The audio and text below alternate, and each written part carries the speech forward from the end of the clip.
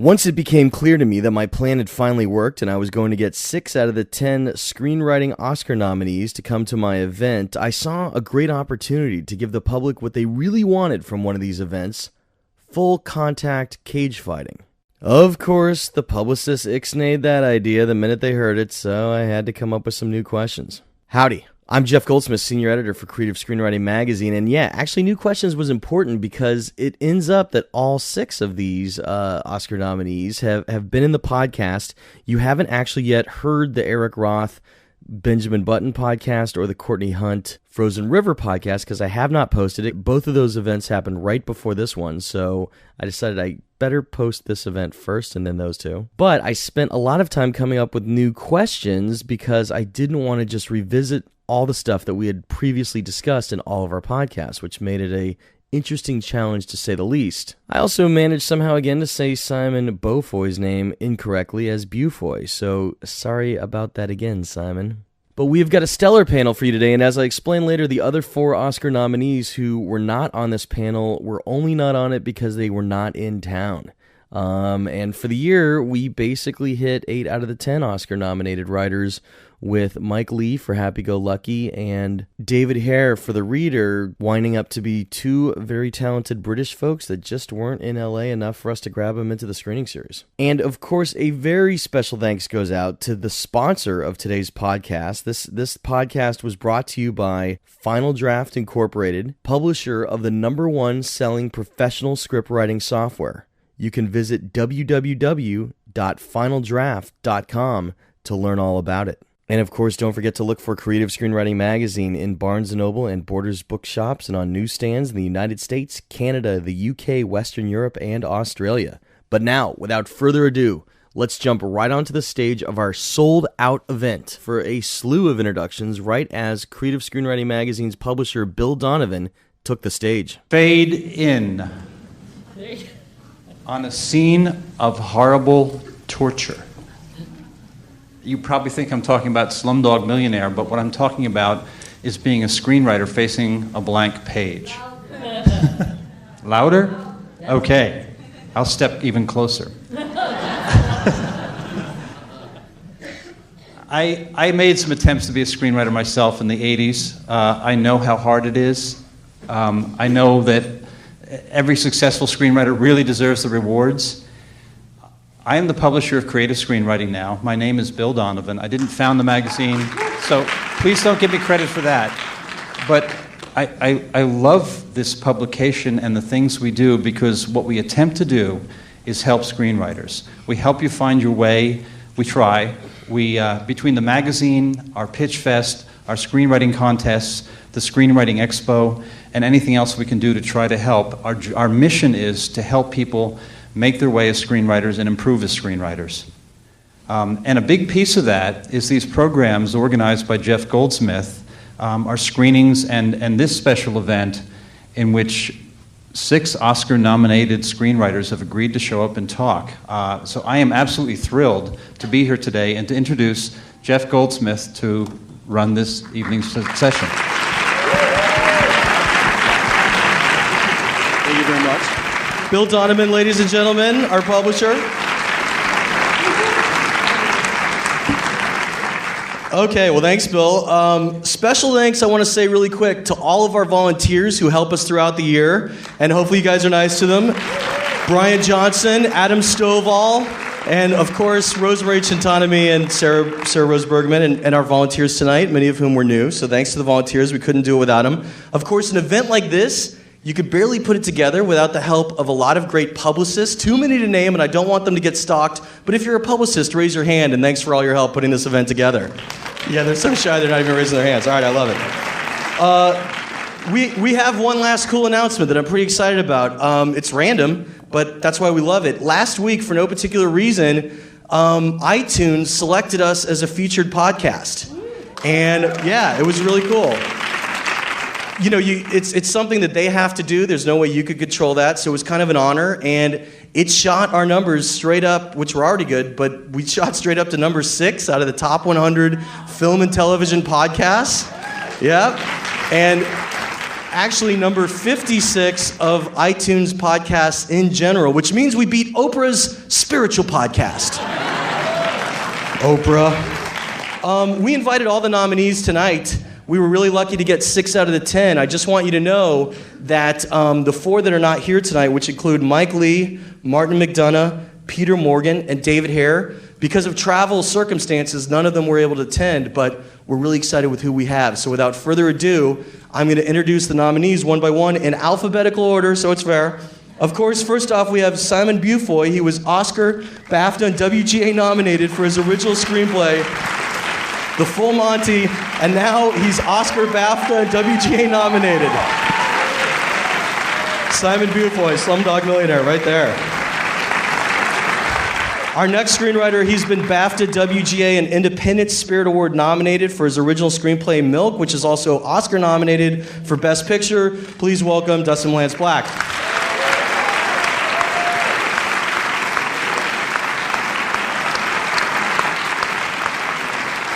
Our next screenwriter won the Grand Jury Prize at the 2008 Sundance Film Festival, a slew of Independent Spirit Awards, and an Oscar nomination for her original screenplay, Frozen River. Please give it up for Courtney Hunt.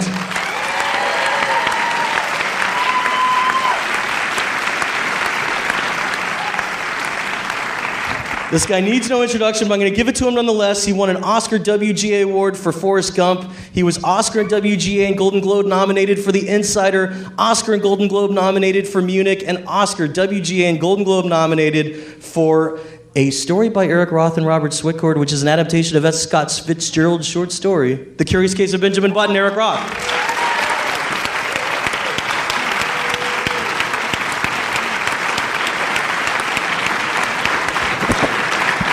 Our next writer was he's an Oscar winner for Moonstruck. His play Doubt won a Pulitzer, a Drama Desk Award, a Tony Award, and Doubt's adapted screenplay was also Golden Globe nominated and is now WGA and Oscar nominated. Please welcome John Patrick Shanley.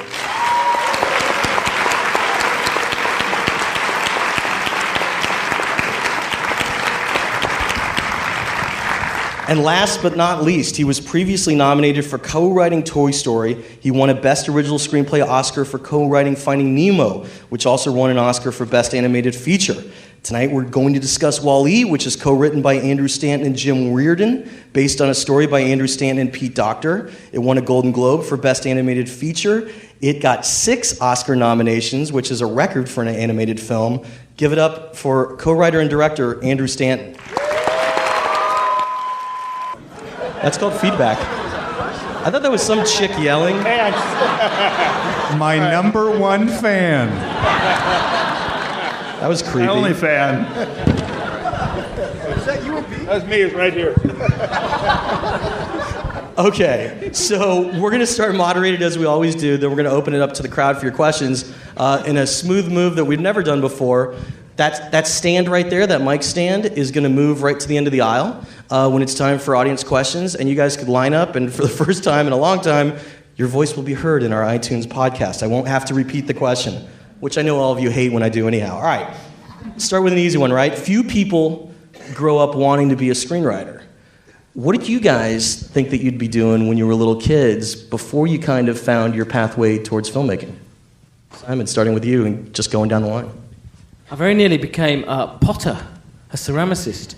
When I left college, I went to a Greek island and made lots and lots of dinner services for everybody, who then got drunk and broke them. So I had a kind of endless job of making plates and cups and saucers. It's like recession-proof. And I kind of liked it, but I guess the challenge wore off after a while. So.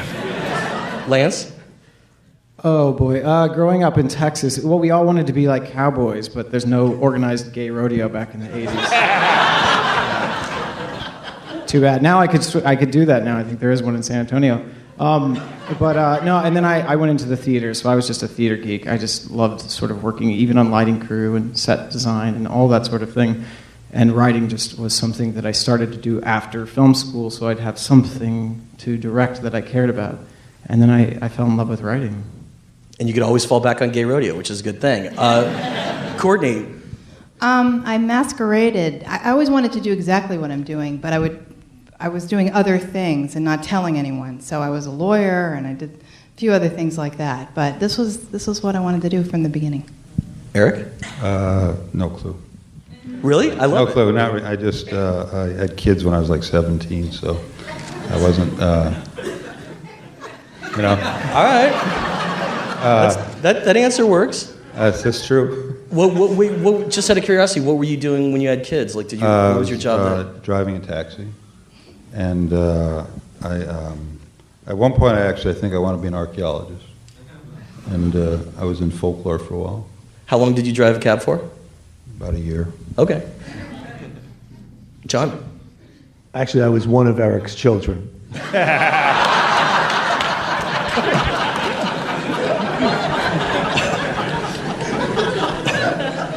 I see the resemblance. You're sitting next to each other. I started writing at an early age, and more noticed that I was a writer than aspired or decided to become one.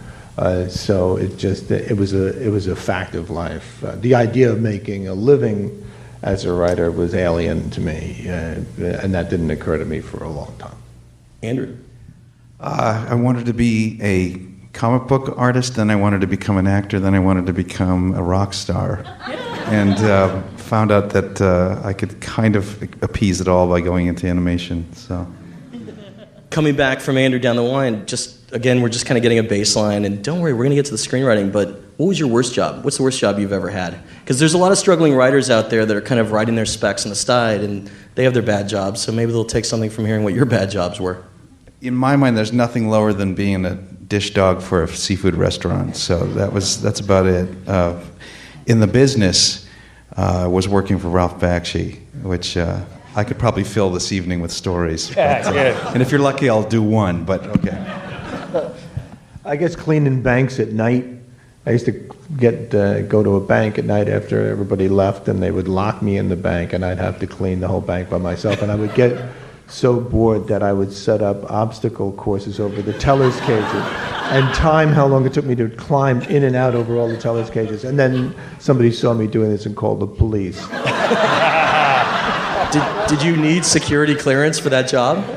That was I got a certain athleticism from that. Okay, all right. Eric, what was the worst job you ever had? I think I had two really rotten jobs. One was I lugged beef one summer and into the winter, which was put me off eating cow for a while. And then I once worked at a Lowry seasoning plant where you just had to keep lugging pour the stuff in the hopper, and it never ended. In other words, you never ended up people going like that. I worked at this company called City Gardens, where you go around and water plants in offices, and everywhere. I thought those plants were fake. Those are real plants? They're real. Okay. And it hit me pretty quickly that you don't really need to water them every day. And so I'd go on my little rounds like every other day, every third day, and I'm responsible for a lot of, dead plants. Lance? The toughest was doing a refund desk at Target at Christmas. I did that for a while. Yeah, it was a little rough. Sounds like a lot of your customers out here. And also, I sold jeans in the boys department at JCPenney's out of college. And if there's any group of people that don't want to buy clothes, it's teenage boys. So with their moms, right? That was rough. Ouch. Simon, worst job? Yeah, I had a bad Christmas experience for many years at a big supermarket chain in England. I was on the fresh produce and the frozen produce, and double cream at Christmas in Britain. People fight to get the double cream, and you'd be the one trying to fend people off and getting your ankles knocked with trolleys as people crashed in to get the last double cream on the 24th of December. That's incredible. That's almost a movie, by the way. All right, so getting to tonight's films, these are all really unique and original stories that thrive on their own. They're not typical Hollywood films, which means their commercial exposure might have limitations. Yet to each of your credit, you guys stuck through and you wrote them. Here's an odd fact. With the exception of Wall-E, none of the other Oscar-nominated Best Picture candidates or the top 10 screenwriting candidates, none of them could beat the opening weekend of Paul Blart Mall Cop.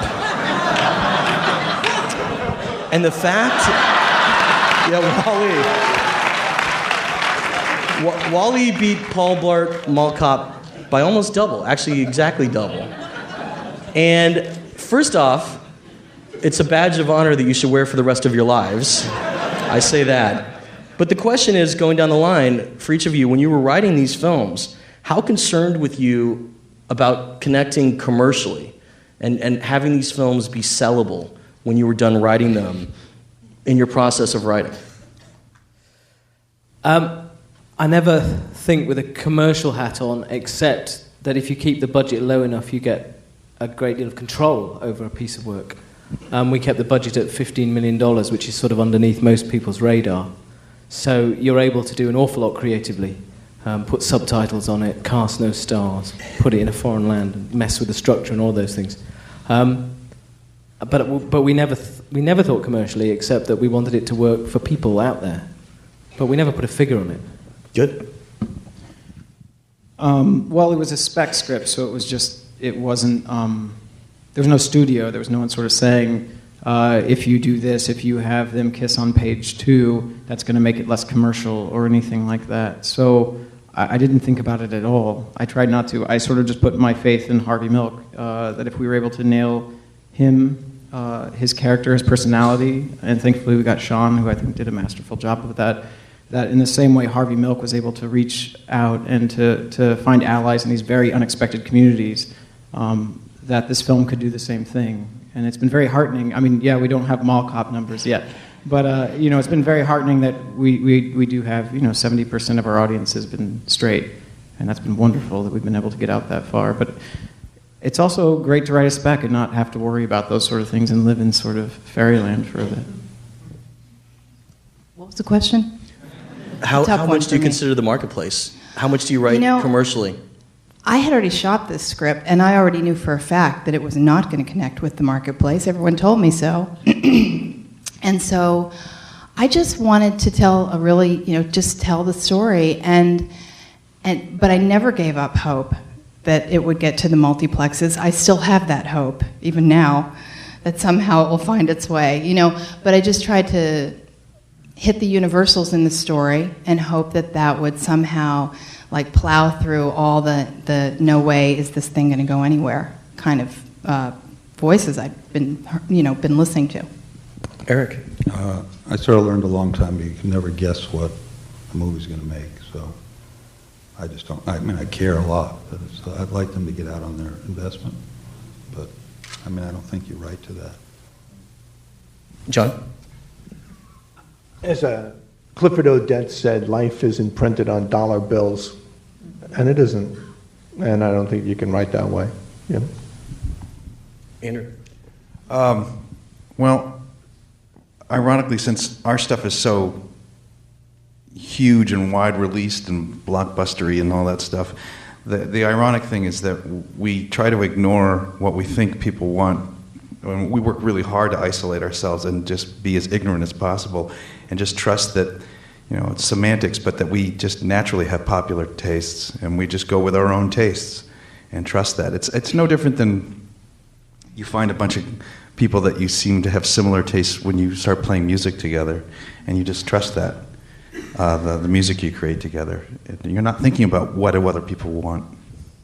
The world that each of your stories takes place in is so distinct and specific. Talk about the challenges you addressed, establishing the world, the tone. For some of you, it was just the period itself, and how those affected your writing. Because you each have very distinct worlds, and I think your success lies in the fact that you brought audiences places that they're not normally going to. I suppose for me, going to Mumbai made me write in a completely different way than I'd ever written before, and I never expected to. You just go to a place, and if you're open to what's going on around you, it affects your writing just naturally. And Bombay is the most extreme city I've ever been to. You walk around one corner and see the most beautiful woman walk past you've ever seen, followed by 10 seconds later somebody with no arms begging. And everything is working at extremes. It's like the hottest place, it's the smelliest place, the colours are so bright, the tea's so sweet, it kind of strips the enamel off your teeth, Everything is working at extremes. and the tone of the screenplay just, without any attempt, just became kind of operatic and melodramatic, and I guess I just took that from the place and put it in the film because anything else seemed inappropriate. And you also you went to the place. I mean, you went there as an advance to research as well, right? Yeah, you can't be a white middle-class Londoner and sort of parachute into a slum and go, line up, chaps, making a film, here we go. I mean, it's just, you just can't do that. I mean, there was a time when the British did that quite a lot all over the world. But, you know, the passage to India days have gone. And I trained as a documentary maker, and I just went back to my roots and wandered around and got lost, and people would come up to you and go, what are you doing here? You're lost. Do you need a hand? And I just got the stories from them, because I don't know really what's going on. And if you want authenticity, you have to get it from the people on the ground and work outwards rather than impose what you'd like to put in your film. So that's what I did. Lance, I know you did a lot of research trips to San Francisco. Talk about during your writing how you also were infusing the period and the locale, especially of Castro Street. Oh yeah, no, I mean, I think that's one of the main characters in the film, I think, is Castro Street. But it's sort of the same thing. It's what you were saying. It's like it was important to dive in and to be amongst all these folks, especially for me. I wasn't really, partying it up in the 70s. So I went up there as often as possible, and I met all the real people. And as much as possible, I tried to, because you're talking to someone one-on-one, and it's been 30 years for them, and they have sort of these ideas of their history and what the 70s, was for them. And it's probably not what it really was. So I found that starting to team people up and get multiple people in the room. So I would get like Mike Wong and Jim Rivaldo and Ann Cronenberg, and they hadn't seen each other, a lot of these people, since Harvey was assassinated. It was a painful time, and they sort of went their separate ways, a lot of them. And they would start this banter. It's sort of like they picked up right there in 1978. And it was just me listening. And they would ask each other questions I never thought to ask. And stuff would come up I never knew existed. And so that was the best, was sort of recreating the 70s, not sort of looking at what other people thought it was, but recreating it in the room, in the moment with these people, the real-life people who spent that time with Harvey. Courtney? Well, for the character of Ray, who's a trailer mom, I know this area in upstate New York, and it's sort of really economically depressed, so I would do things like park in the parking lot of Walmart and sort of just watch who was going in and out and how many kids they had and what kind of car they were driving. It was just a matter of absorbing it and just getting my own ego out of the way and just watching and listening. With the Mohawks, I made friends with Mohawk people, hung out with them, told them what I was up to. I don't like slipping in that way. I just said, I'm going to make a movie about smuggling. If you want to talk to me, good. If you don't, that's cool too. But it was over a long period of time. It was really a slow process of maybe 7 or 8 years of getting to know people and just periodically going and visiting and letting it seep into me and become something that I wasn't taking notes on things they said. I just sort of I absorbed it in a very organic way. And in terms of the setting and the location, we shot in the location where this actually goes on, so that was a matter of turning on the camera. Eric, you had a really difficult job. Your film spans many years, many periods, and actually many locales all over the world. Talk about bringing people into what you considered the world of Benjamin Button to be. I'm mostly agoraphobic, so as opposed to everybody else here, I don't usually leave my room. And so I don't really think I've ever gone anywhere, except for just my imagination. I've had CIA people come to me and stuff, but I don't know. I mean, I do my own kind of research, but I really don't get out very much. So research was important. Did you research each era, or did you? No. No? Did you? What kind of research did you do for Russia? Or how about tugboat captains? I know you didn't. I called a guy in Boston who was an expert on tugboats, and he sent me a book, and he sent me a documentary. And I don't know. I mean, you can imagine being on a tugboat, right? Until you saw it. I just remembered. I don't know why this crossed my mind. I was like, I remember. Speak up just a little, sorry. Oh, I'm sorry. The O.J. trial. There was that woman who was interviewing that Mark Furman, and she took 8 years to interview him. She was going to write a script. She never wrote anything. So sometimes I think research is a good way not to write. Interesting, yeah. Way of procrastination. Anyway, I'm just a coward, you know. John, you kind of grew up in Catholic schools, so I'm guessing that was part of your research. But talk about bringing the audience into it. Well, I was obsessed with this idea of a guy who starts off really old and gets younger.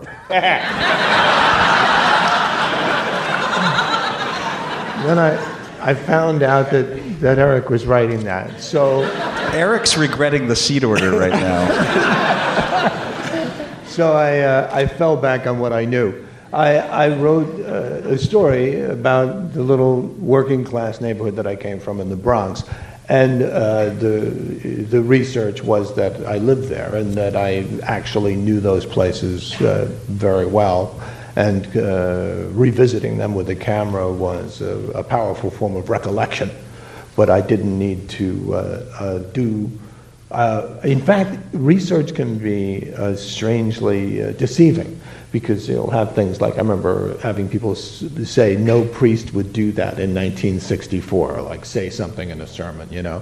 And I would be able to say, actually, you're wrong, I was there, he did. And, you know, you might not be able to find that in any piece of newsreel or anything else. So there's sort of no substitute for the eyewitness account. Actually, the one is that no priest would call a kid a black boy in 1964. Would have said a Negro. And I said, that sounds valid, except I heard this priest say black boy, and so shut up. Andrew, I mean, you created a world that doesn't exist. Yeah, it's complete fantasy. But so it was the genre that drove it. It was I was fortunate that people had expectations for what they thought where the world of animation should be, and to come up with the idea of combining a sci-fi genre with a love story genre was just so fresh for me. And but you are working from complete, fantasy. And I'm just fortunate that I work in a studio, so I can sort of kick off an art department at the same time that I'm still in the middle of rewriting, and we can sort of inspire each other and bounce back and forth. And so I sort of really utilize that. One of the things I noticed for this panel that you all have in common is that all the protagonists in your films are very loner-styled characters. They're very lonely. Even the people like Harvey that have people around him, he although he thrives off it, they're still kind of lonely because it's kind of a loner, them against the world dynamic. Talk about kind of how that informed your writing, because it is a classic setup, and it's one that everyone loves to see a hero prevail from. Starting with you, son.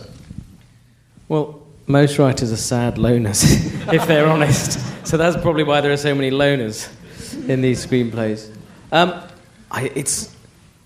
Most people in life think of themselves as less, perhaps, than other people do. It's a place everyone can identify with, I think, being the underdog in a situation. And if that underdog can then triumph over various problems, that gives us all some sense of hope, I guess. Yeah, I don't know how lonely Harvey was. I mean, I'm happy to hear you say that, because I think that it means maybe that it felt personal, and so that when his personal tragedies hit, you sort of experienced that moment of loneliness. But it was what Harvey was so amazing at, was to continuously surround himself, even though he was the underdog, and people would think he would be lonely and sort of dejected. He just never accepted that. He never was that.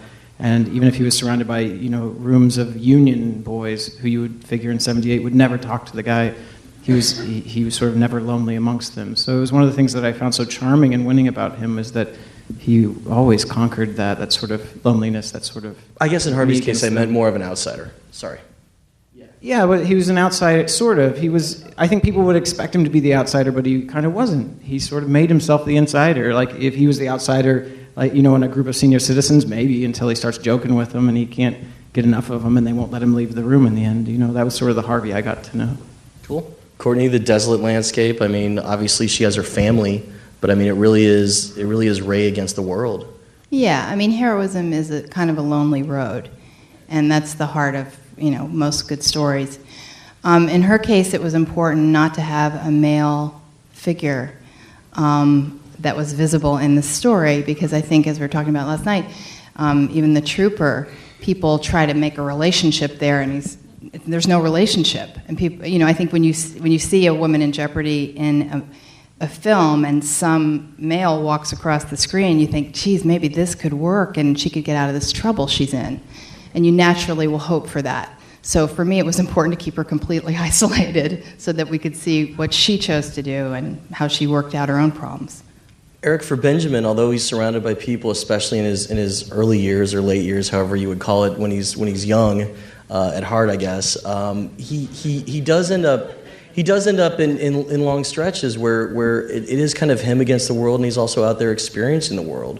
Talk about that dynamic as well. I think I'm a really lonely person, so I feel alone a lot. So he's alone. I mean, I think it's like obvious cliche. Comes alone in the world, leaves the world alone. I never sort of weird, I guess, because I never had a room of my own. I mean, I had four brothers, and then I had a roommate in college, and then I got married when I was young, and then I had an affair, and I went with the other woman, and then, but I'm really lonely. So I like, when I get in hotel rooms, I freak out because it's too noisy. I'm sorry, I didn't hear you. Speak up. I said hotel rooms scare me because it's really noisy, because I can hear everybody else doing things. Well, so you like the solace, it sounds like. I like it and I'm afraid of it. I mean, both at the same time. I like if you saw Benjamin Button, the thing, middle of the night stuff, that's like I sit there and the house is quiet and I think about the people sleeping and think about everybody sleeping in America and, mice running across the floor, that kind of thing. Is that your favorite time to write, middle of the night? It used to be. I'm too old now.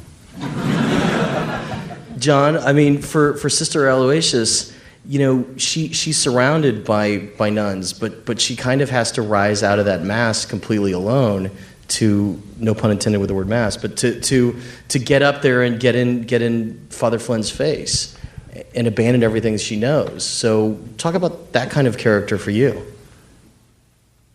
I thought when you said that we all had something in common, it was going to be that we were good looking. That too.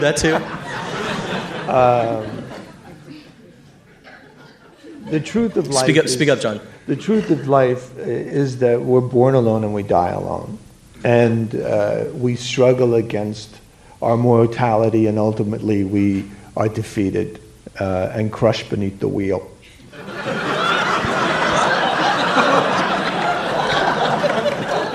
In those few moments before that happens, we have our experience of life, which is a fruitless struggle to accomplish something finite. This would be Sister Aloysius, this would be me sitting here, this would be you, trying to lift something for a few minutes into light and freedom and understanding. Who is this person who is not a loner? I have never met this person. We're all trying to connect with each other because, part of the great joy of life is the communal spirit. But it's extremely difficult, and it's certainly only intermittent. And we ultimately always return to our isolation and our experience of the universe as one being, a consciousness alone in it. And so I think any time that a writer tries to tell a story and wants to connect with other people, you first have to acknowledge the fact that each of us is experiencing this lonely struggle. Andrew, to my memory, Wally was alone for about 700 years. Well, that was the direct issue on mine, so it wasn't even a coincidence. It was the point, and it was the loneliest character I could have ever conceived. I mean, the idea of doing the same thing for no reasons for 700 years is just the ultimate definition in futility. And I had he's no longer alive, but one of my coworkers had this great line of, "Nobody wants to hear a story about the village of the happy people." And I think that's kind of true. I mean, lonely. And matter of fact, the other thing that sort of I remember a long time ago, we were working with Tom Hanks on Toy Story 2, and he was in the middle of working on Castaway, and he was explaining the story to us, and he said that the greatest thing man fears is loneliness, and I was young enough that that never had struck me, that thought. But it really stuck with me ever since. And so I really felt that that was about the most universal thing I could be tackling when the idea of Wally came along. In each of your films, there's also very non-traditional antagonists. Some of your films are not even personified. Simon, talk about the concept of an antagonist for Jamal of being greed and corruption in India, which he sees at every point of anyone that's in authority around him. Yeah, well, I guess you always need an antagonist in your films, and the man that I wanted him to struggle with most was the host of the game show, which presented us with quite a lot of problems because Celador, who ran the game show, didn't all over the world. They have this show everywhere in the world. I mean, it's opened in Afghanistan last month. Everywhere has Who Wants to Be a Millionaire. I think Antarctica, not yet, but it's coming. Look out, penguins! It's on its way. But they didn't. The host of the show is always incredibly nice to the guest. That's something that they have this format, and they never veer from it. So I had to negotiate long and hard to make the character unpleasant, because of course, if you've got two people being nice to each other centre stage, you've got no story whatsoever, no journey to go on. And eventually, they said as long as the game show is all right, and you can separate the man from the game show, he can be horrible so long as we, as our game show, look all right. And that allowed me some drama. Otherwise, I was very stuck and I didn't know what to do. There was some people in India when it opened. They were kind of upset about most people in authority in the movie having greed or corruption involved. Obviously, you can't say that about everyone in the country of India. But how do you respond to that? Because it seems like your movie needed that because that's what Jamal was fighting against. But other than the slumdogs, there's no one honest. But as a Westerner, you go to India with all these preconceptions, and you have to send every script in to the Indian Film Board to get it stamped with approval. Otherwise, you can't make the movie there. And we sent this script in with an inspector torturing this guy in prison, and they sent back a note saying, "This is absolutely unacceptable to show an inspector torturing someone. Anyone below the level of inspector is fine." And that absolutely. So that's why he has his lackey do it. That's you great. can't, you can't come into the country with all these sort of Amnesty International style preconceptions of a place. So nice. I'll keep that in mind on my next trip there. Dustin, Lance, obviously homophobia is very powerful subtextual antagonist in your film. It's kind of surfaced through Dan. Talk about kind of your film's antagonism. Oh, with Dan. Or just in general. No, I think that's right. It's Dan. You're tempted to go Anita, but she's such a caricature of homophobia. And she fits into homophobia as well. Yeah, I just didn't think I didn't want to spend too much time there, because I feel like it would only be impactful if you had someone who was more like Dan White, who has all this internalized homophobia and is sort of dealing with it in the moment, and might even hate the fact that he has these homophobic feelings, might hate the fact that they're starting to dissolve, is sort of like debating that. And I think that that's more how a lot of this country is now. There's a big portion of our country that's still very, very homophobic. Some people I don't even think know that that's what they are when they say and do some of the things they say and do. So I was far more focused on Dan, because I thought he sort of was that guy. There was also the temptation to go, dark hat with Dan, and that would have been a big mistake. What do you mean when you say dark hat? Like, a pure villain. I'd heard people, I did a lot of interviews where people said he was just pure evil and he was a bad man, and that's why he went and did this, and I thought, well, that's silly. And I thought I wouldn't be doing my job if I didn't find what it was that Harvey Milk saw in Dan. Because Harvey Milk really did like Dan, and he struck up a friendship with him, and he thought that he could be educated and he could learn how to not be homophobic and learn about what gay people really are. So I just really wanted to investigate that in a character and not in any way sort of make him a black and white villain. Courtney, it seems in your film that the threat of being caught for smuggling illegal immigrants is really kind of the silent, subtle antagonist.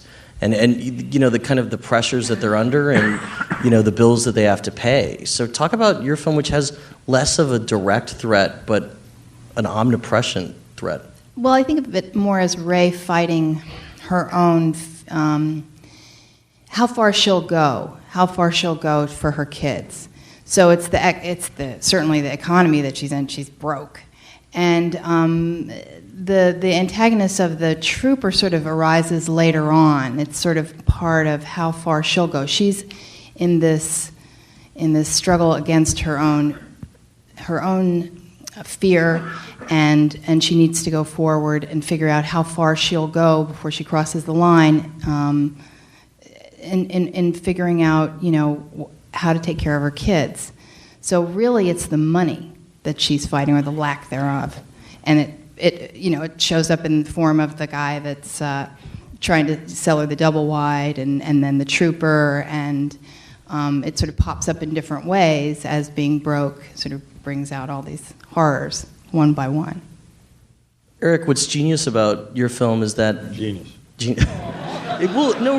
that the antagonist is very existential because it's a part of the life cycle, which is what your film focuses on. So death and the limited amount of time we have to spend with those we love really seems to be the antagonist rather than a personified element. Talk about writing your script with that in mind. I don't know how to talk about it. I mean, it's just, I never thought of it. I mean, that it just was a natural sort of birth and life and death, right? And I just don't know. I don't know. I didn't think this particular movie needed antagonist. The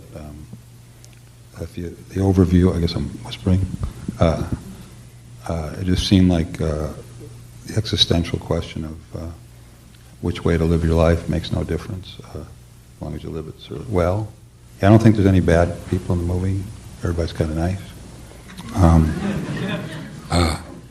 Yeah, I know, it's like, it's unusual.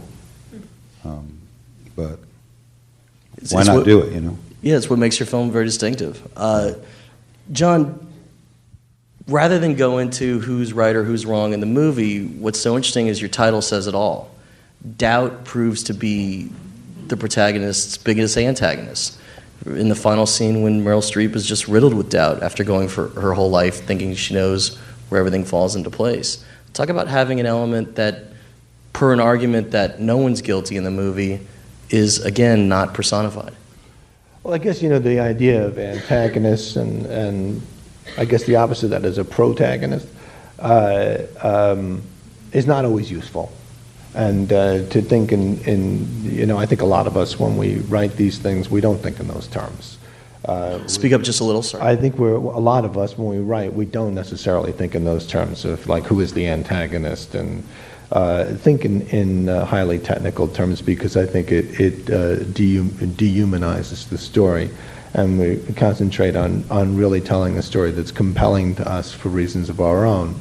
And in my case, and I have a feeling in many people's case, we're trying to convey our honest experience of being alive and what that happens to be. And since each of us has got an individual stamp, that's going to be a different experience. And in my case, I honestly don't know what is happening around me, ever, for sure. I get all this information, and I get bits and pieces, and there's a sort of a collage effect that's hitting me all the time. And I come up with theories that explode 10 minutes later, and then new theories about why people around me are doing the things they're doing, why I'm doing what I'm doing. And it's that experience that I'm trying to convey in the course of telling my story.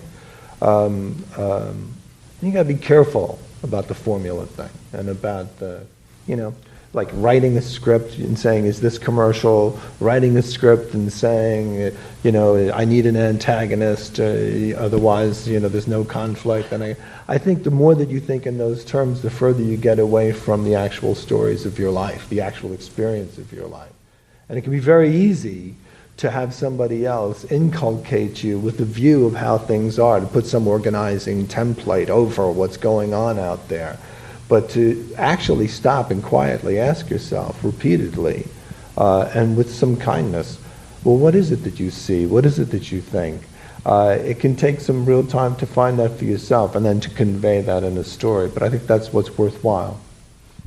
Andrew, obviously, as an antagonist, you have the long-standing threat of a robot conspiracy to enslave us all.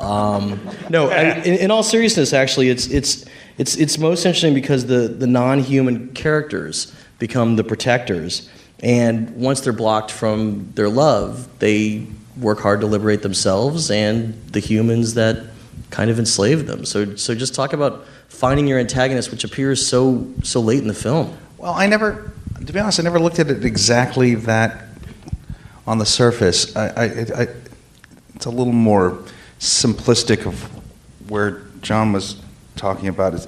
I tend to just go into situations that just naturally intrigue me, that have sort of a natural drama in them. There's forces pressing against each other, and you just sort of be sloppy for a long time. And I actually avoid figuring out what the theme is of my movie or anything like that until I feel like I've started to almost describe it before I know what it is, and then put words to it. And somewhere about halfway through, I realized that it was the idea of programming. That it wasn't you could take that literally with robots. You could also take that with how we can get into our habits and routines in life as human beings, and use that as an excuse to not engage with somebody next to us.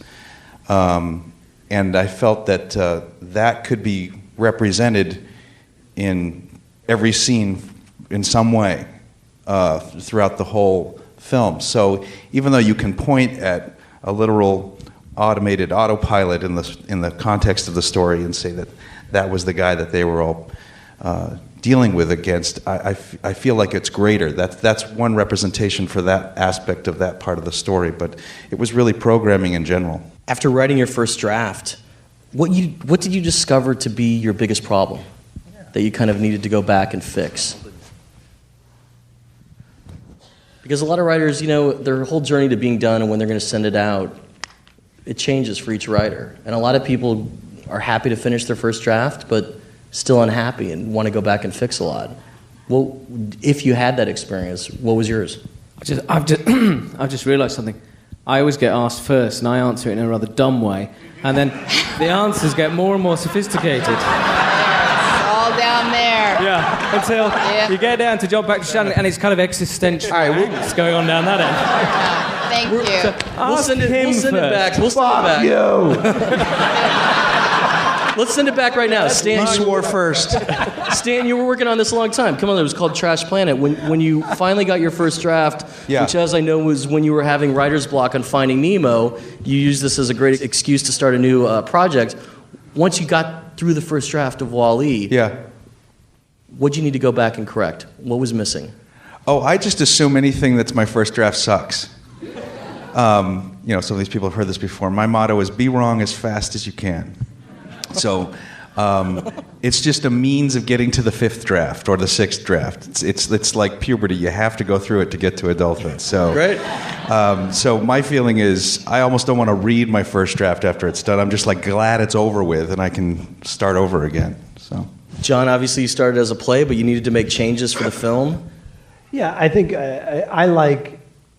It's really great for me once I have a first draft because it's sort of then like you have a car to work on. And before that, you have no car, which is the most frightening thing of all, because you can't work on it, because there's nothing there. So the first draft for me is the most important thing to get out of the way. What was the biggest problem you realized you needed to correct? My first draft, I usually actually think my first drafts are pretty good. In this case, I did not. I thought that I didn't like it at all until I got to about page 50, and I wrote one scene where the sermon about the gossip and the feathers, and the woman cuts the pillow open and scatters it from the rooftop. And I thought, that's a scene in a movie. That'll work. But everything I've written up until now doesn't work. And so then I went back, actually, I didn't wait till I got to the end. I went back to page 1 right then and started to reconceive scene by scene. I realized I was going to have to solve it scene by scene rather than an overarching solution. And realized that I had to, in the opening sermon, have a major entrance for Sister Aloysius to intercut with his sermon so that I was introducing these two characters in this scene, and it wasn't just a guy giving a sermon. Eric, tell us about your first draft of Benjamin Button. When you were done, what did you realize you wanted to go back and fix? Well, it takes me so long to write my first draft that, I always go back to page 1 every day, and it takes me like a year and a half. So every day before you start writing? yeah. So, which they said, I think I said this the other night, mathematically stupid, because you don't spend as much time with the end of the script. But I'm sort of done after the first draft. And anything. Stanton just flicked you off. You couldn't see it, but anything else is sort of annoying, you know.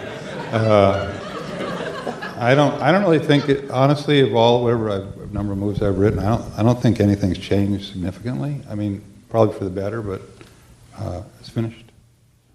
Courtney, at the end of your first draft, would you want to go back and change? Where'd you find yourself? Yeah, often after, I just, it's the stink of your own words kind of thing in that first draft. And I try to fix it all up and make it pretty and be nice to everybody, and it's just a nightmare.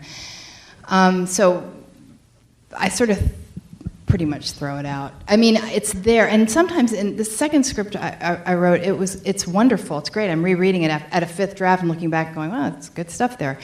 But on the Frozen River, I was still trying to look after everybody too much, and I hadn't cut them loose, and so I went back in the second and third and fourth draft. I just let them have it. Lance?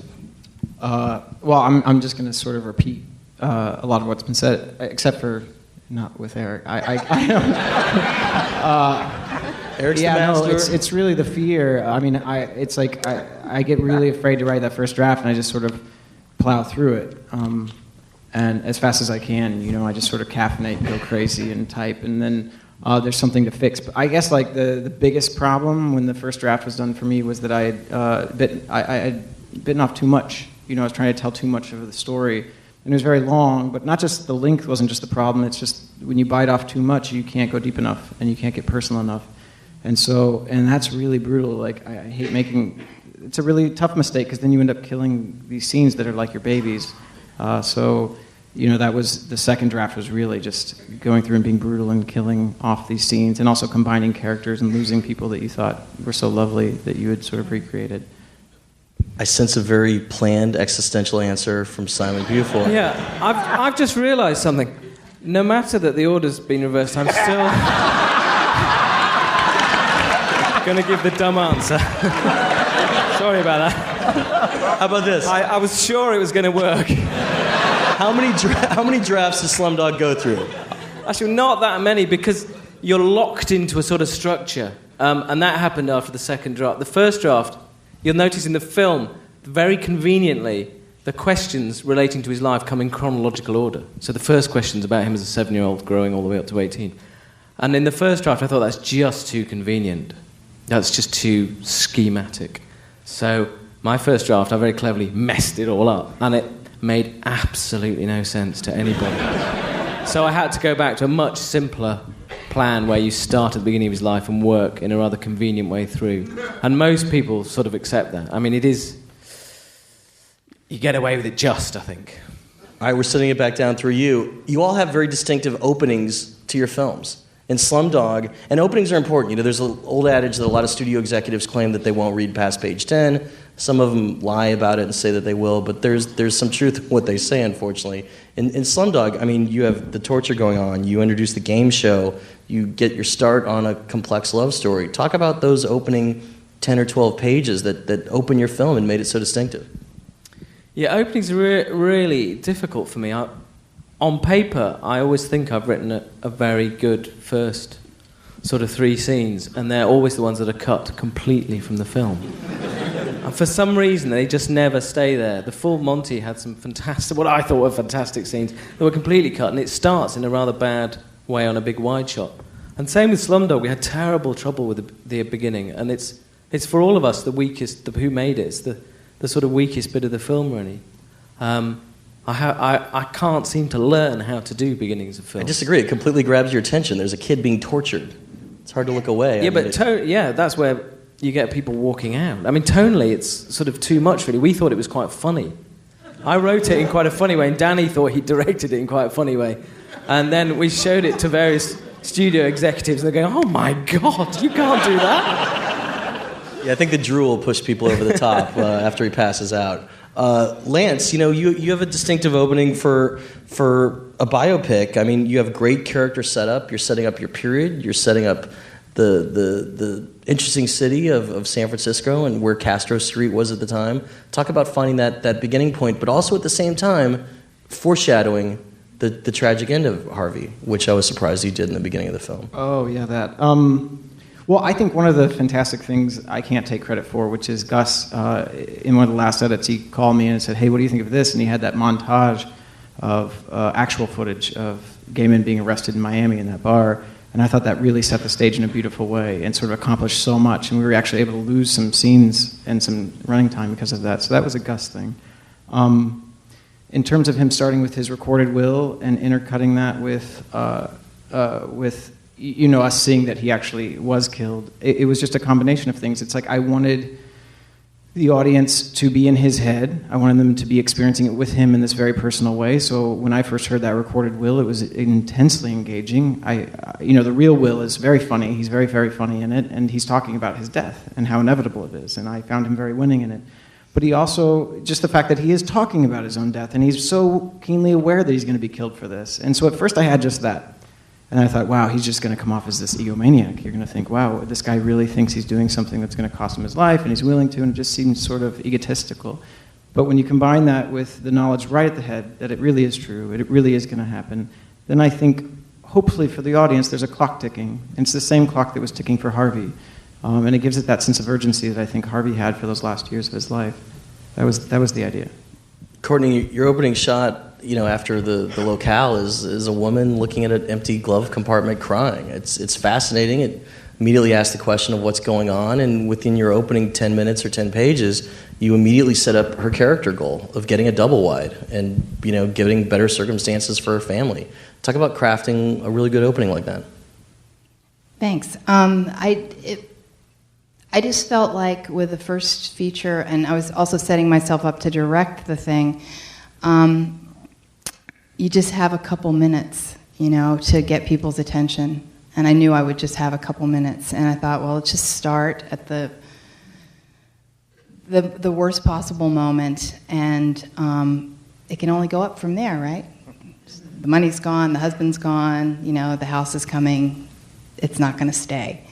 And so I was okay with starting at that really low point, because I knew we could only go up from there. And I thought, if they don't leave after the first 5 minutes, they might stay through the whole thing. And so just, give them that first hard punch and then take them on a nice story and that gets better. That was my thinking in that. And to just sort of put us in her life, in the middle of it. Now, there was some expositional. It wasn't expositional, really. It was just the sun comes out and there's a conversation, which fell away in editing. It was sort of more than we needed. But it's one of those things you don't know until you see it all cut, that you don't need that little opening bit of that scene. So there was more to that tilt-up scene than you see. It's one of the few things we cut out. And I was happy to see it go, but I couldn't know that, it would fall away. Eric, you have a great opening. Again, it sets your world, it sets the period. Talk about starting in the hospital first with that framing device and then going into the baby in the old age. Well, first of all, I want to see if people could stay for 2 hours and 45 minutes without leaving. And actually, the first scene's about my mother was dying at the same time, so when I was writing it, so I sort of wrote about her, and it was like visiting her in the hospital. And so I thought it was a framing device I came up with, and then I saw things that happened to her, and then my father unfortunately passed away at the same time, but they're both under morphine, so I was saying, it's pretty interesting what they're talking about, and what are their imagery going on, and so I thought there's a good way I can do some of the symbolism of the movie, which was the clock going backwards, the whole tail going of clock in the train station. So I don't mind actually being, I guess it's the movie, but I don't mind being leisurely a little bit at the beginning. I guess I feel as a captive audience, and they'll stay for a little while. John, having Father Flynn give a sermon about doubt and being lost at sea, really sets the mood and the tone for the movie. Talk about those first 10 pages for you and where you wanted to take the audience. Well, I had a recurring fantasy about a guy on a raft in the ocean who was shipwrecked and could find his way by the stars, and then the clouds came in and obscured that.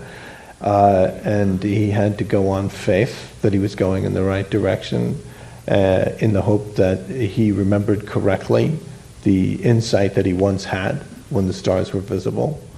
And I had that fantasy over and over again for a few years, separate from the film, separate from the play, before I ever came up with that, which I think was sort of my feeling about insights that I've had in my life, where there's been moments when the path became very clear to me, and I knew which way to go.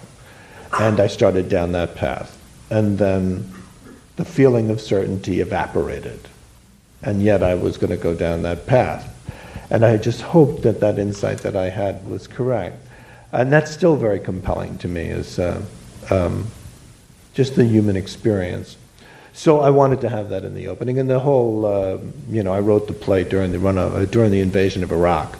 And there was this tremendous certainty that was coming out of all the newscasters and the government about weapons of mass destruction and the rightness of this invasion. And I just didn't share in it, and I felt an oppression that knew no name, as it were, in me. And then I thought, it's doubt. This feeling, this oppression, it's doubt. That's the name. That's what it is. And once I named it, it became a powerful thing and a positive thing. And I could start to use it, and I think that was my impetus for the opening of the film. Andrew, your opening is a silent film for all better purposes. It's fascinating. There's no language spoken. It's a very lonely character doing very interesting things. It's important to captivate a reader in the opening in the first 10 pages, and obviously you're doing something which is going to play for children, although what you do is 4-quadrant, without a doubt. Talk about navigating the opening of Wall-E. It's the first idea or movie I ever worked on where I actually came up with it from the front going on, whereas usually it's been either an idea or a moment or something. And that first 10, 20 minutes just dropped from the heavens as it's pretty much is in the movie. The idea of having to tell a story where a character where you as the storyteller don't have the option of a character ever having an excuse to talk about anything, no dialogue, no back and forth, and how do you get that across? And I'm a firm believer that the audience really wants to work for their meal, that they really do want to try to figure things out. They just don't want to know that they're doing it. That's why the idea of seeing a movie with subtitles, they don't want to go, but the truth is once they're in there, they'd be fine. And so that became really interesting to me. It was pure cinematic storytelling. It was this plus this, equals this, and how to order that. And to be honest, the very opening, like literally coming in with Hello Dolly playing over space, not only did I find that completely intriguing as just the opening of a movie, but man, did it break every conventional thinking about what you think an animated film is, let alone a sci-fi animated film. And I said, man, people are going to go, what the fuck is next? And I thought, that's gold. Just to have that in the first couple frames of a film, you kind of are getting this magic pass to do whatever the hell you want after that. And so I've always hung on to that, literally the first 30 seconds of that film for dear life ever since I thought of it, because it gave me such freedom to just try all these other things. We're going to start with you, come back for a really quick one. You're all great writers, but sometimes even with the best intentions or what happens during production, there could be something that doesn't end up on the screen the way that you envisioned it on the page. Was there anything like that on Wall-E that you want to tell us about, and then how you fixed it during production or during post or even during rehearsal if it was a piece of dialogue that you just thought was a lock and you had to then revert from? I knew so much of this would be found in the visual execution of things, whether it would be the animators doing it or the artwork getting on the wall or the way it would be shot, or particularly the sound, like how the voices would be designed by Ben Burt, that I always laid down very specific track about what I thought it should be so that we had that insurance, but was very open-minded to discovering it may have to be refined or told a different way to get what I thought would be the way to do it. If I had any big left turns that I was not prepared for, was that my initial conceit, I was really trying to go for the whole pie. I thought, what if humanity had evolved so much that they didn't even know they were humans anymore? They didn't know their history, and they physically were like gelatinous blobs. They didn't even look like us, and they didn't even speak like us, so that the whole movie would have to be interpreted. And by the time you got to the middle of that movie, your brain was done. You didn't want to be having to translate anything else. So when I had to introduce this whole society on this floating cruiser, I had to rethink it and simplify it down. And it was actually Steve Jobs. He said, what if everybody they have no choice but to do anything but talk? So they're really good at that. And I said, okay, that makes sense. And it's the opposite. It's like we all know about Earth. We all know about the old country. We've heard about it from our parents, but it's this kind of myth. It's not real anymore to us. It's just the story we keep passing along. And that really helped simplify it and let me sort of still get what I thought I would get out of the movie, but not have to tax the audience. That was probably my biggest left turn. John, anything that surprised you that you had to kind of change? Well, in the original ending of Dowd, Sister Aloysius turns into a gelatinous blob. So now it's this one. And it just didn't work. People said, I don't get it. What is that on the bench? It's a mess. The cold weather, the snow, she would start cracking, it would be bad. We had one shot where Sister Aloysius is sort of engulfed in swirling leaves, and the swirling leaves look like shit. And we worked on that a lot and posted till the swirling leaves looked kind of cool, and that was All right. Eric, anything that surprised you on the screen that just kind of wasn't the way that you envisioned it on the page and necessitated a change? No. But I think from my script there were, I talked about this last time, a lot of indulgences, I guess we call it, probably that should have been in the movie, but they weren't. I let my imagination kind of run wild, and I had, that's a longer conversation, but I had characters like the guy who has lightning strike him 7 times. I had a few more of those, and I sort of followed lives that weren't left in the movie. And I was almost waiting for that guy that struck by lightning 7 times to have his final time be an 8th time, and he disappears in the old age home or something like that. Was there ever anything like that on the page? No, in the movie actually it's 6 times, so we lied. Okay. No, there wasn't anything. But there were these other subsidiary things that I just found interesting. Like I talked about one guy who was called a far roamer, who was from Appalachia, and I found out that Daniel Boone was a far roamer, and I did a whole section on Daniel Boone, and I thought that was sort of interesting. Was there anything major that you cut out of your screenplay that you just didn't have room for after it was shot? Well, that would be the only things. I mean, the screenplay was long. Courtney, anything that surprised you because you also directed? I apologize for this middling and boring answer, but we had I had to get my script really together because we didn't have any money. And there was every page was a piece of story that had to be told. So we didn't really have the luxury of any extra, we didn't have any transition shots. My editor was like, where are the transition shots? And I was like, yeah, we don't really have time for that. Was there anything that threw you as you were filming it that you had to kind of redo or rewrite because you had that luxury as a writer-director? I had to get my script together. Okay. When that money came in, I was like, I did one more draft and I took out everything I didn't need and just got my ass to Plattsburgh and started shooting, really. And there was really nothing except one little first-time actress. We got her on the set, and it was clear that the darling little scene I'd written was not going to come out of her mouth. And so I just kind of went off. I stormed off to the van and had a little chat with myself and cut that scene. Lance, anything that kind of surprised you from the page as it was coming to the screen that necessitated a change or a rewrite? Well, there's lots of surprises. I mean, that's one of the really cool things about working with Gus. It's like, visually it's going to be different than what you might have thought it was going to be. But then he's also, like, I feel like the luckiest writer in the world for features because he's so collaborative. Like, he was insistent that I'd be there. And, like, yeah, if he was like, Lance, do you feel like we need more of this? Like, we'd have done a read-through in the weekend, I'd be like, sure. And, I would go off and do that.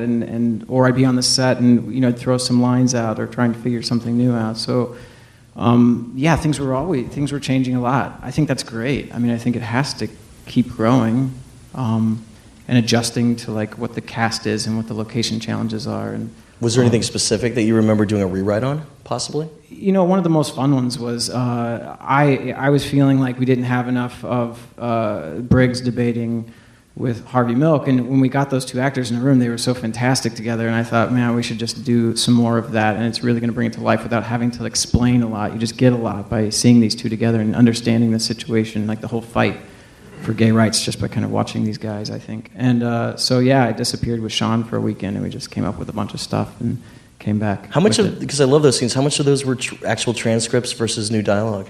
It's like 50-50. I mean, okay. Like half and half. Cool. Simon, something that kind of necessitated a rewrite, something that didn't end up kind of coming onto screen as you anticipated?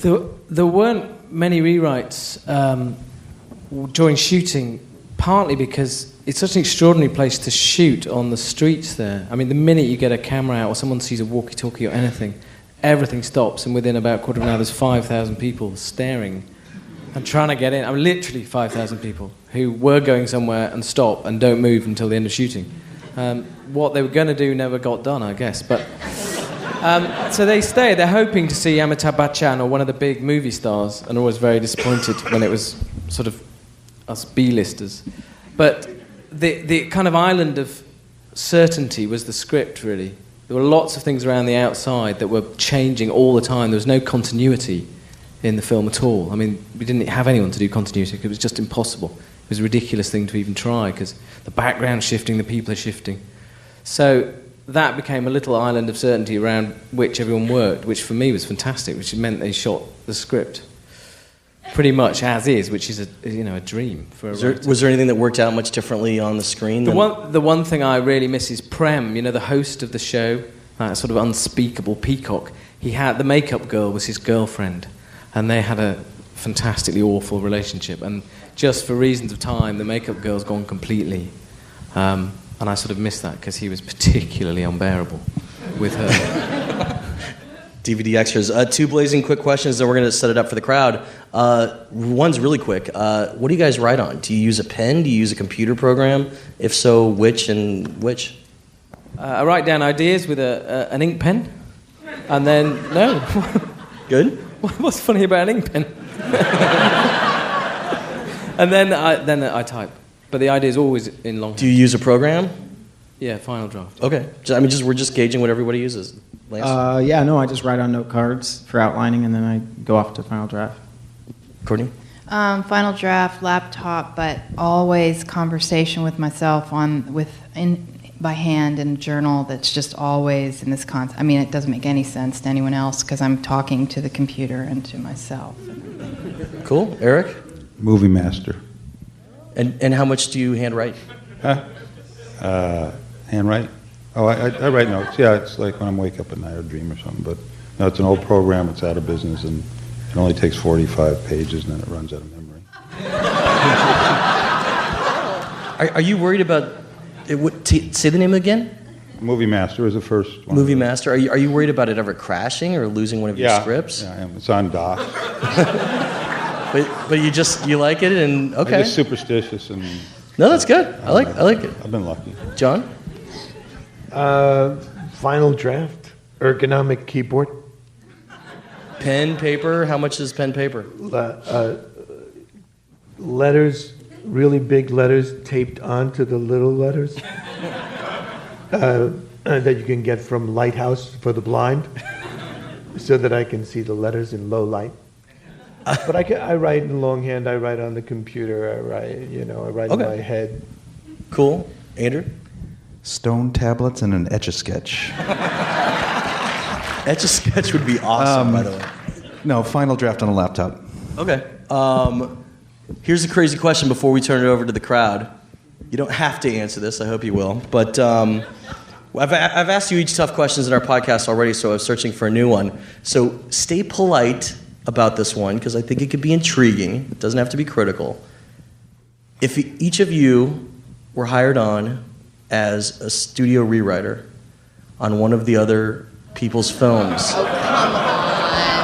present here tonight, without being critical about something you didn't like or something like that, I'm curious what's something that intrigued you that you would maybe explore more of when you sat down as a rewriter. I had a problem with the consecutive answers in the $1 Million Game. And I really think you could have reordered it.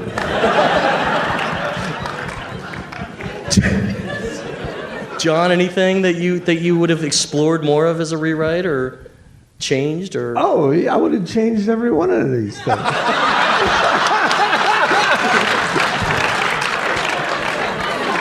Give me a couple hours. Let me punch this up.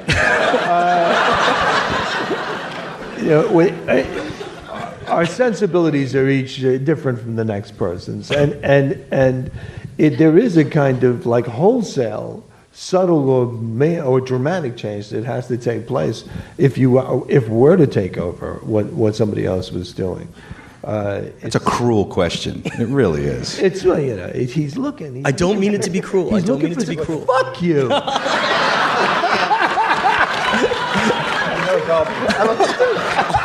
I'll say it another way because I've talked to some writers that love Milk a lot, and they said if they were writing on Milk, they would have just loved to have expanded Dan's character even more because he's so juicy and so good. But at the same time, keeping Dan at the exact presence that you have in your film makes him intriguing, and maybe it would have been overstated if there was too much of him. But anything you would comment on anyone else's films, Lance? Just as I was. Yeah, oh yeah, no.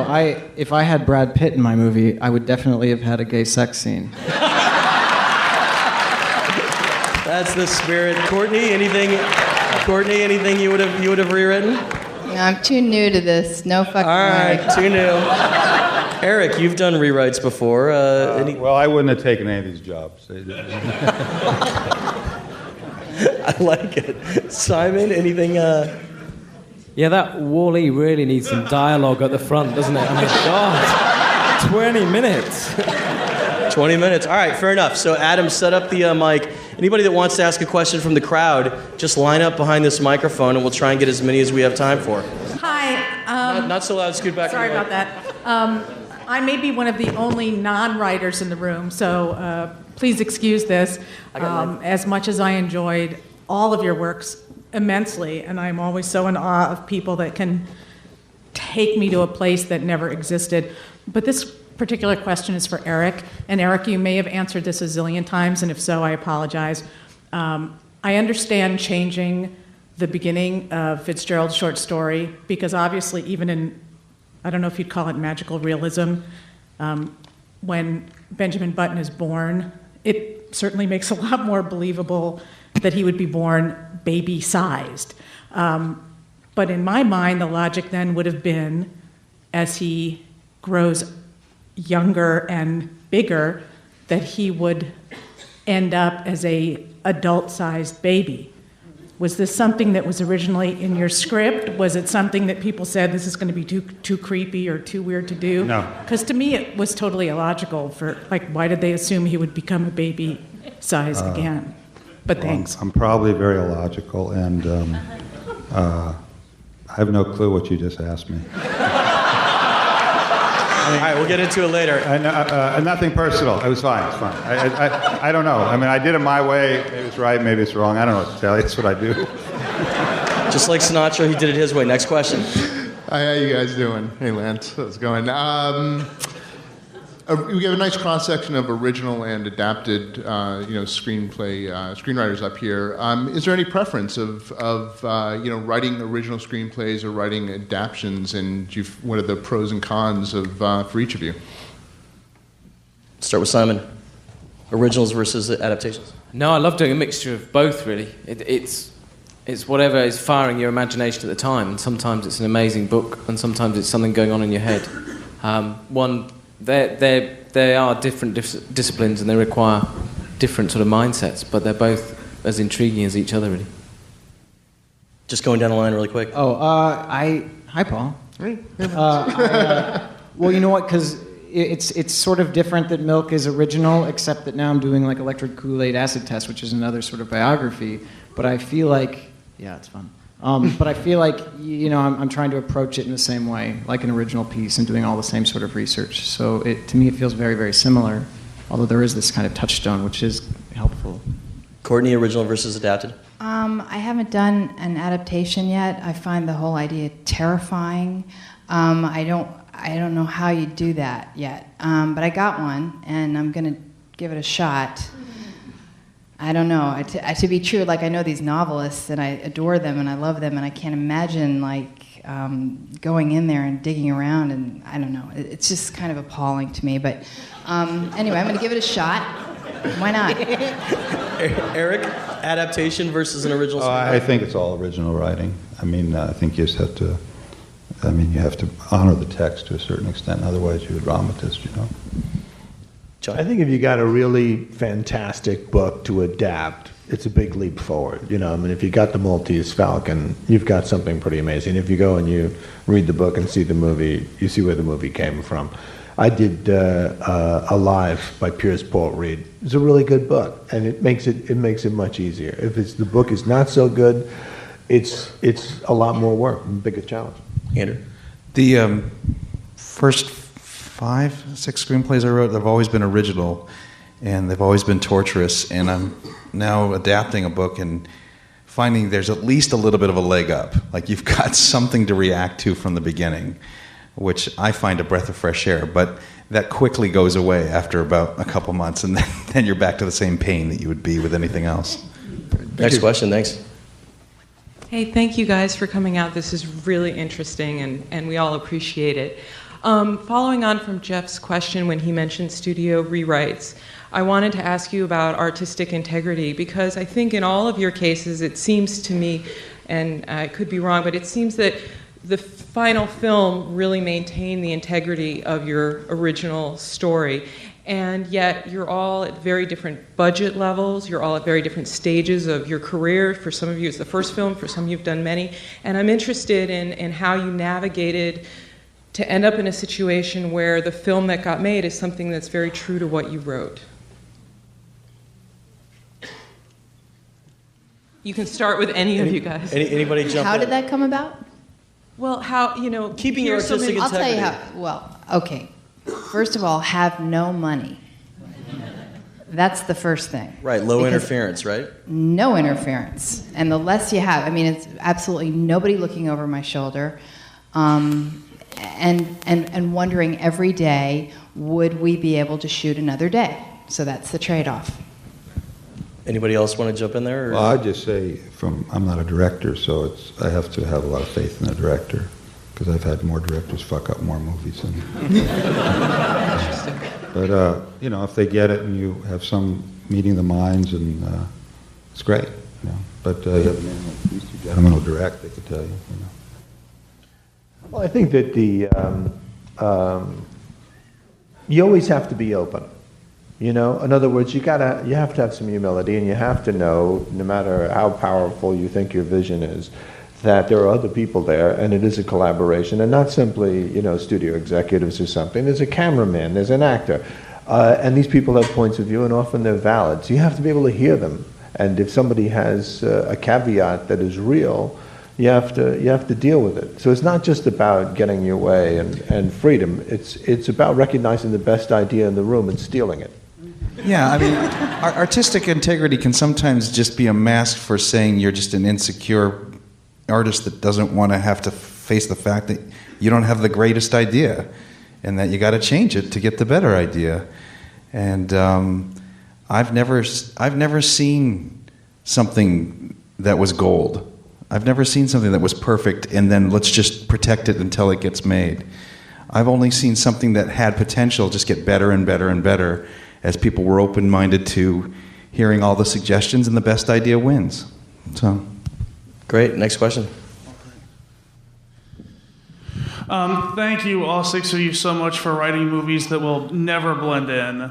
And, my fiance over there see me cry through all six of them. Oh, I'm sorry. No, anyway, I know you guys are allowed this, but I really did cry through all of your movies. And even though I'm not aging backwards gay from Mumbai or a robot, I really did see my story on the screen in all of them. And let's keep it to a question, not a comment if we can. Oh, I'm sorry. But when you're not thinking about commercially just the creative rewards of pleasing an audience, do you guys think specifically about how do you make the stories as universal as possible and able to connect with wide audiences? Is that a concept? Try to be really specific when you tell the story, and then hope that it connects to, if it's true for you, if it connects for you, then it might connect for other people. That's the hope. Yeah, I always use the term trust the audience member and yourself, and then you'll most likely be hitting the mark for other people. But the minute you start trying to second guess what you think is needed for the rest of the world, you're just going to be wrong. Simon, Lance, Courtney, anything to add? Eric? No, I really agree. To me, I feel like the more specific you get, to one individual or to like your own truth, for me, then it becomes universal. I don't think that we're all so very, very different. And I hope that held true for Harvey. I know he's very, very different than most people. Just being gay makes him very different than most people. But I had faith that if you got specific, he would feel universal. Simon? There's something very simple about a really good story that appeals to the DNA of human beings, but I never go consciously looking for ways to please an audience. I consciously go and try and tell the best story I can with the best characters in the best place, and hope that the kind of mythic sense of storytelling will draw everyone in, because I think it's in everyone's bones, really. Courtney?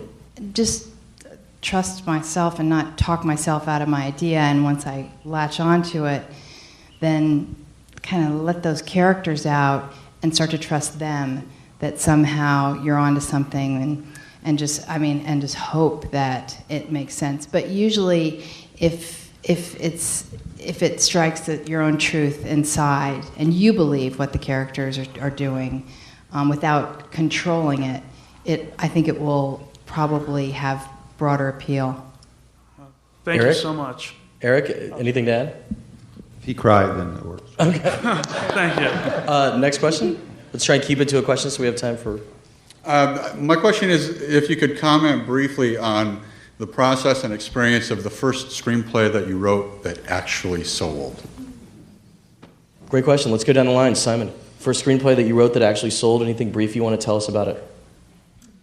Yeah, very bizarrely, it was The Full Monty. And I subsequently, for the next 10 years, thought every other script would be the same. It's been that easy. It's been a long, hard 10 years since then. I didn't know the world. I was a documentary maker at the time. Didn't know the world. Someone bought my script, and I thought, yeah, of course. And I was incredibly lucky and incredibly arrogant. Well, I just didn't know.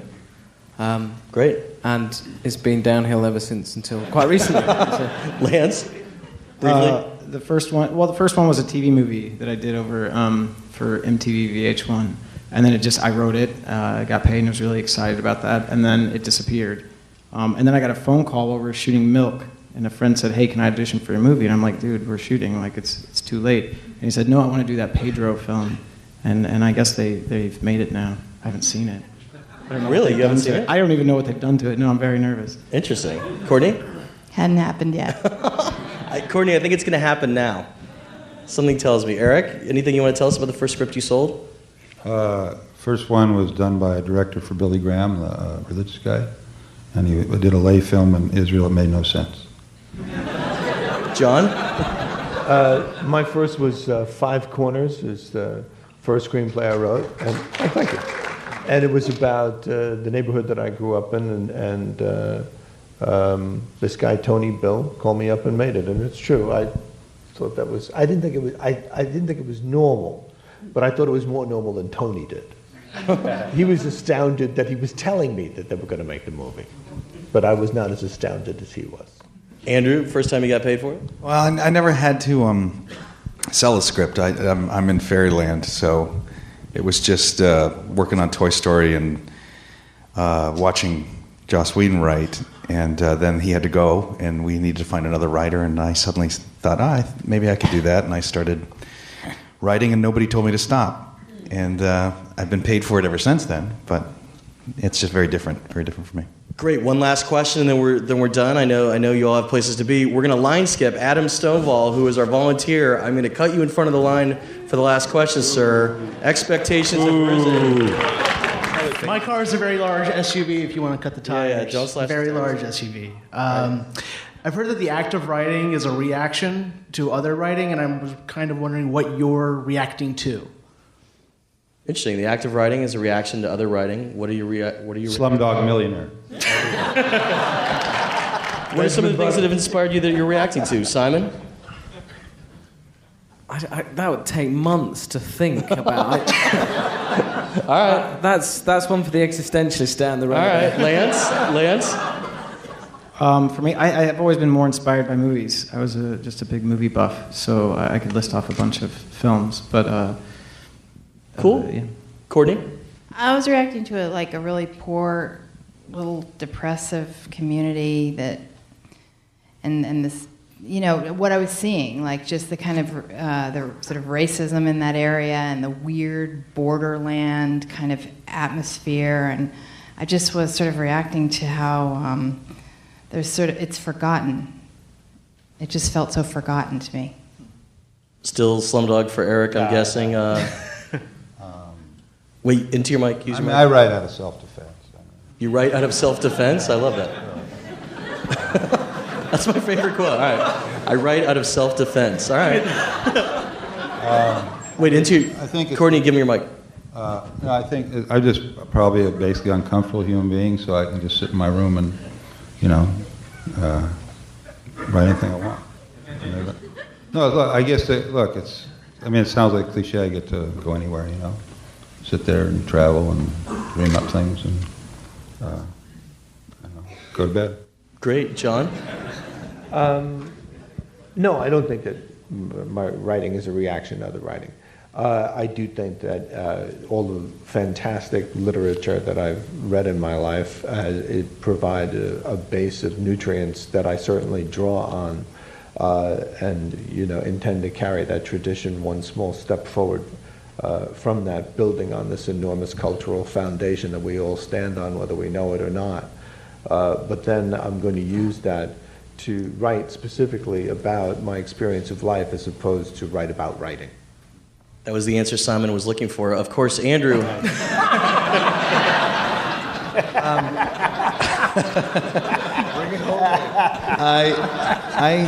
It's really two things. One's a lot like Lance in the sense that I grew up just loving movies, and I just want to try to touch the sky in the same way that I seem to see others do it for such a love of cinema. And then I've also been in this box of fighting since I've ever gotten a chance to write the misconception that animation is a genre instead of just a medium that you're using like black and white film, and trying to prove every time that I get a chance to get at bat that there's a whole other way you can write a story that uses that medium. So that's about, if I'm fighting or reacting against anything, it's those two things. It really meant a lot for us to have you guys come down tonight. Give it up again for Simon Beaufoy, Dustin Lance Black, Courtney Hunt, Eric Roth, John Patrick Shanley, and Andrew Stanton. And that's how the Q&A went down. Special thanks again to all of the guests for this podcast, and of course all the great publicists who helped make it happen. And of course, don't forget that this episode was brought to you by Final Draft Incorporated, the publisher of the #1 selling professional scriptwriting software. You could visit www.finaldraft.com to learn more about it. If you dug this episode of the podcast in general, consider tossing a virtual tip into our PayPal virtual tip jar by visiting www.creativescreenwritingmagazine.blogspot.com and look for the PayPal icon. Your tips are appreciated and definitely help out with equipment, hard drives, and all the other stuff we need to keep this podcast running. Of course, feel free to check out my blog, which I even managed to update on the rare occasion that I have time to do so by visiting www.jeffgoldsmith.blogspot.com. You can also always feel free to drop me a line by emailing me at yo.goldsmith@gmail.com, and I'll do my darndest to get back to you as soon as I can. Of course, don't forget to click that subscribe button in iTunes or your podcatching software because that's how episodes are downloaded automatically every time you click refresh. And if you have a minute, feel free to leave us positive feedback in the iTunes Music Store or at podcastalley.com. I'm Jeff Goldsmith, Senior Editor for Creative Screenwriting Magazine, thanking you again for tuning in and telling you to stay out of trouble. Till next week.